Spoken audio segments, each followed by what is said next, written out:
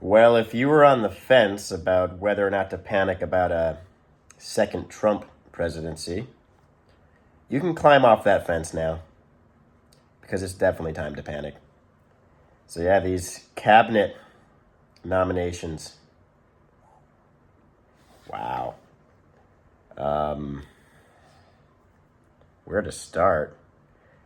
Tom Homan for the new position of border czar, literally the person responsible for kids in cages that somehow has been blamed on Barack Obama by some people on the right. It's a weird one. Yeah, this dude is ruthless and heartless. So it sucks to be any family that might be experiencing the deportation. I mean, Matt Gaetz is probably the biggest wow. He's just an agent of chaos, has never really accomplished anything other than being investigated for sex trafficking.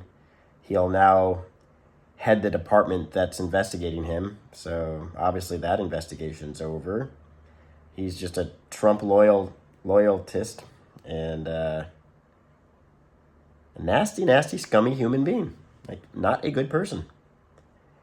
Tulsi Gabbard.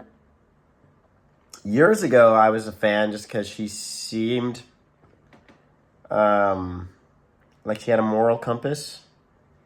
But then I kind of departed from her as she started to become more and more of a Russian sympathizer. And now she's like full-on Putin propagandist. So that's cool. She'll be Secretary of National Intelligence. Like, it's insane. Totally insane.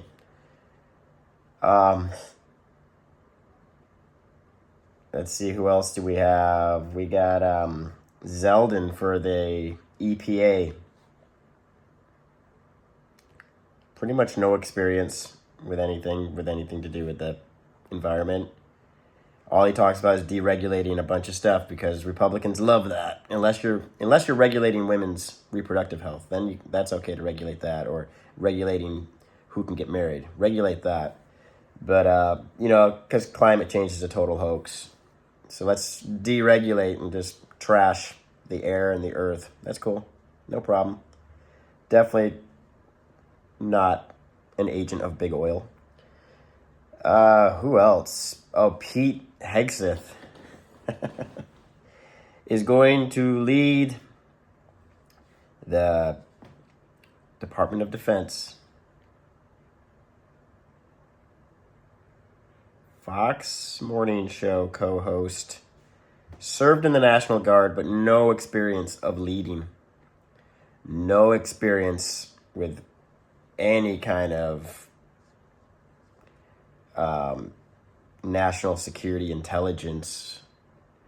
He's like, normally this position is for decorated generals, but now apparently, as long as you put on some army boots, you're in. You can lead the department that has the biggest budget and the most people in it. No problem. As long as you're loyal to Trump, right? Kristi Noem from South Dakota is going to be the Secretary of Homeland Security. Zero qualifications, but kisses Trump's ass. Extreme right-winger. Extreme MAGA. I don't know. I feel like I'm forgetting a couple. Out of everyone, Marco Rubio as Secretary of State is probably one of the more, even though he's a total bootlicker of Trump's, total hypocrite, he's probably one of the more normal people. But yeah, these cabinet picks revolve around loyalty to Trump, and that's what's so scary. It's not about competence. It's not about merit. It's whoever will do Trump's bidding. That's not how you want a cabinet to work. So, yep, time to panic.